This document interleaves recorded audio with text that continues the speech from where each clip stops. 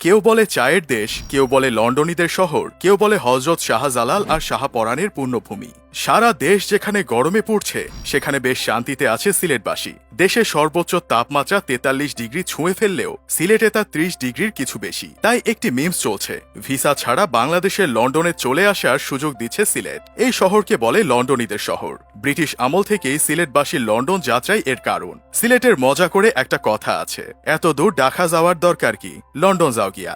বাংলাদেশের যেসব অঞ্চলের মানুষদের আলাদা লিখিত ভাষা আছে তার একটি সিলেট। ভাষার নাম নাগরী। লোকে বলে অনেক মায়া সেই উচ্চারণে, আপন আপন লাগে। প্রাচীন আমল থেকেই সমৃদ্ধ জনপদ। তবে আজকের যে সিলেট শহর সেটি খুব বেশি সময়ের পুরনো নয়। 1897 সালের 12 জুনের প্রলয়ঙ্করী ভূমিকম্পে ধ্বংস হয়ে যায় পুরনো শহর। এরপর গড়ে ওঠে ইউরোপীয় ধাঁচের শহর। 1890-এর দশকে তৈরি হয় নতুন রাস্তাঘাট। 1912 থেকে 15 সালে আসাম বেঙ্গল রেলওয়ের একটি শাখা যুক্ত করে সিলেটকে। চা শিল্পের কারণে 20 শতকের প্রথম দিকে সিলেটের গুরুত্ব বাড়তে থাকে। 1950 ও 1960-এর দশকে প্রবাসীদের কারণে বাড়তে থাকে নগরায়ন। প্রাকৃতিক গ্যাস, তেল, চুনাপাথর, কঠিন শিলা, বালু সহ অন্যান্য প্রাকৃতিক সম্পদে অনন্য একটি জেলা সিলেট। এখানকার মাটি চা চাষের জন্য বিশেষ উপযোগী এবং এর অপার সৌন্দর্য পর্যটকদের আকৃষ্ট করে। সিলেটে আছে অভিজাত বিভিন্ন রিসোর্ট ও পর্যটন স্পট।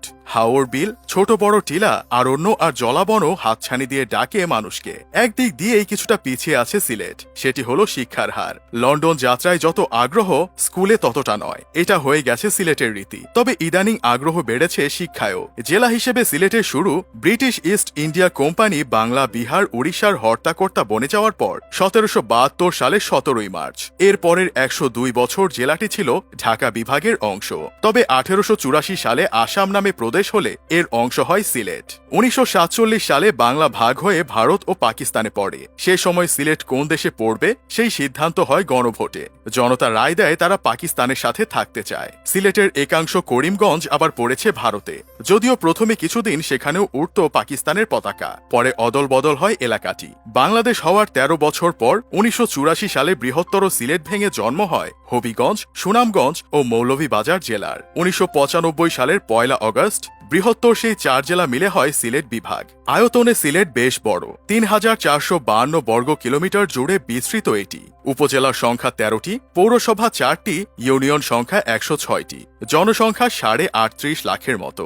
ভূমিকম্পে শহর ধ্বংস হলেও এখনো প্রাচীন নিদর্শনাদি ও প্রত্নসম্পদের নেই অভাব। জৈন্তাপুরের প্রসত্নর স্মৃতি, গড়দুয়ার ঢিবি, গাইবি মসজিদ, হজরত শাহজালাল ও শাহপরানের দরগা, আখালিয়ার মুঘল মসজিদ, ঢাকা দক্ষিণ মন্দির, 3 মন্দির সাক্ষ্য দেয় সমৃদ্ধ ইতিহাসের। এলাকার নাম সিলেট হলো কি করে সেটা নিয়ে আছে নানা মত। কেউ বলেন পাথরের প্রাচুর্যের কারণে এই নাম, শিল বা পাথর আর উপসর্গ হেট মানে হাট বা বাজার। কেউ বলেন শব্দ দুটি মিলে সিলেট নামের উৎপত্তি। কেউ বলেন প্রাচীন গৌড়ের রাজা গুহকের মেয়ের নাম শিলাদেবীর নামে ছিল বিরাট হাট, নাম রাখা হয় শিলাহাট, কালক্রমে হয় সিলেট।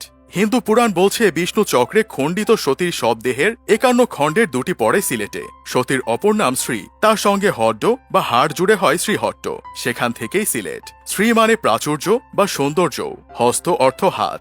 যেখানে শ্রীয়ের হস্ত পাওয়া গিয়েছিল সেই জায়গার নাম শ্রীহস্ত। তা থেকে কালের বিবর্তনে হয় শ্রীহট্ট বা সিলেট। কেউ বলেন হজরত শাহজালাল রহমতুল্লাহ আলাইহের সিলহরজা আদেশ থেকে সিলেট নামের উৎপত্তি। সিলেটে আসার পর পথে অনেক বড় বড় পাথর পড়ায় এমন আদেশ করেন তিনি। পাথরখণ্ড সরে গেলে সিলহট নামটির জন্ম। প্রাচীন যুগে শ্রীহট্ট নামে ছিল রাজ্য।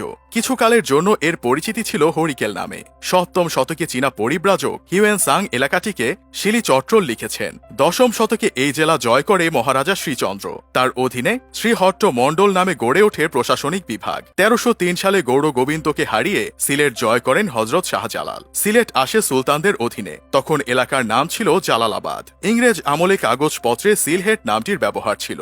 ঘুরে বেড়ানোর জন্য সিলেটে নেই জায়গার অভাব। জাফলং এর ঝর্ণা, পশ্চিম জাফলং এ পান্থমাই জলপ্রপাত, ফেঞ্চুগঞ্জ সার কারখানা, পাথরকোয়ারি, বিছানাকান্দি ও ভোলাগঞ্জ, মালনী ছড়া চা বাগান, লাক্কাতুরা চা বাগান, জলাবন, রাতারগুল, লালাখাল টিলা ও চা বাগান, হযরত শাহপরান ও শাহজালাল রহমতুল্লাহ আলাইহের মাজার, হাকালুকি হাওর দেখে কেটে যাবে সময়। সবুজ জলমগ্ন এই ভূমি কিন্তু জন্ম দিয়েছে বহু বীরের। মুঘলদের সঙ্গে যুদ্ধ, নানকার বিদ্রোহ, ভাষা আন্দোলন, সর্বোপরি মুক্তিযুদ্ধে সিলেটবাসীর আছে অনন্য ভূমিকা। মুক্তিযুদ্ধের প্রধান সেনাপতি আতাউল গনি ওসমানী ও মুক্তি বাহিনীর second in command major general M.A. রব এই মাটিরই সন্তান। বর্তমান স্বাস্থ্যমন্ত্রী সামন্তলাল সেন, সাবেক অর্থমন্ত্রী আবুল মাল আব্দুল মুহিত, সাবেক তথ্য, শ্রম ও জনশক্তি এবং মৎস্য ও প্রাণী সম্পদ মন্ত্রী সিরাজুল হোসেন খান, সাবেক স্পিকার হুমায়ুন রশিদকেও এই জেলার তারকা বলা চলে। বিএনপির সর্বশেষ আমলের অর্থমন্ত্রী M. সাইফুর রহমান মৌলভীবাজারের বাসিন্দা হলেও তিনি নির্বাচন করতেন সিলেট সদর আসন থেকেও। সাবেক বিচারপতি সৈয়দ A.B. মাহমুদ হোসেন ও সৈয়দ মোদাসের হোসেনও সিলেটের মানুষ।